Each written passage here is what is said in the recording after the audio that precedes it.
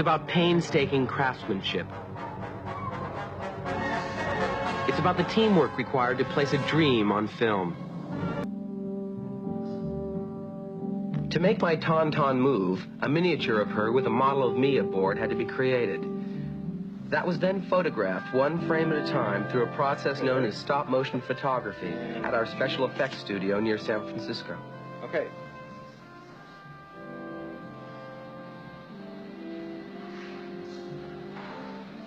Shooting. It takes Dennis Murin and Phil Tippett an hour just to make 1 second of stop-motion film. The adjustments between frames of all the tiny moving parts are minuscule, but projected at the proper speed, 24 frames per second. These individual movements will flow seamlessly together. They're actually models which can be carried in the palm of your hand. They were filmed against background paintings and snowscapes months later. The models came in several sizes to match the scale of different live-action shots. The artificial snow is made out of baking soda and microscopic glass bubbles. It took 9 months to design and build these models. Dennis Murin does the stop-motion photography. The animator is John Berg.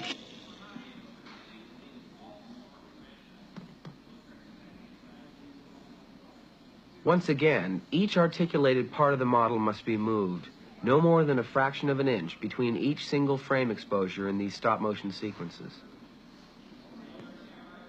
The animators shot motion studies of animals in order to perfect the movements of their models. The snow walkers followed in this elephant's footsteps.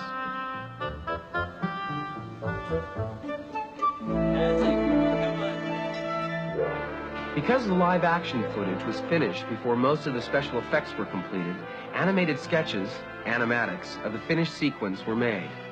They served as moving blueprints for the film editor and the effects people.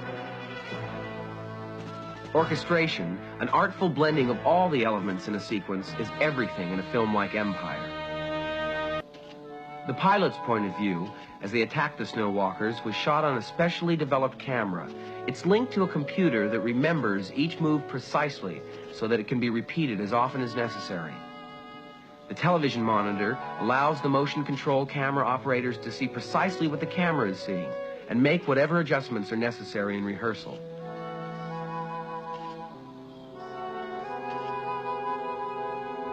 The speeder's flybys were done with models against a blue screen. The blue screen provides a neutral background so that still more elements can be added to the shot later. This speeder is one of the planes taking part in the snow battle. What the special effects people are doing under Richard Edlund's direction is arranging for it to be blown out of the sky. Okay, why don't we hit the blue screen? Okay, that's, hold. Okay, right there. Okay, back up to the next position. This model is specially constructed so that it can carry a small explosive charge and break apart when it's fired. All right, let her go. The explosion will be triggered electrically. Bang! Yeah, right. That's it. Okay, should we load it? The explosive charge is a secret concoction formulated to explode spectacularly and burn colorfully.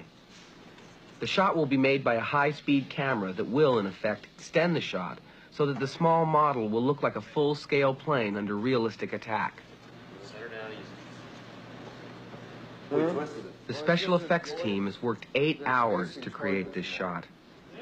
It will last just over 1 second on screen.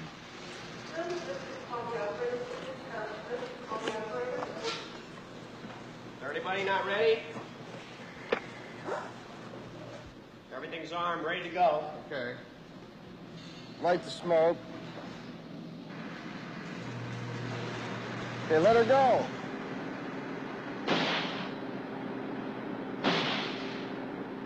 To make sure the shot is recorded, and to give the editor a choice of angles, it is covered by several cameras.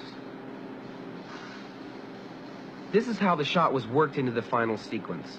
When it has to fly, or seem to, it's a model that's set in motion against a blue screen. The largest of them weighs close to 200 pounds and is 4 feet in diameter. There's another one 2 feet across. Very good for navigating an asteroid field. Yet another is just 5 inches in size. The smallest is only 2 inches. Which one to use in a shot is determined by the scale of other objects in the scene. To place a ship in motion in space, a model is shot against a blue screen. This shot is later combined with other elements also photographed against a blue screen, like this Star Destroyer. The Falcon being hit. Each approaching asteroid also had to be shot separately against a blue screen and then combined. A blue screen's blue registers clear when printed on black and white film. From this film, 2 mattes are created, one black on white, the other white on black.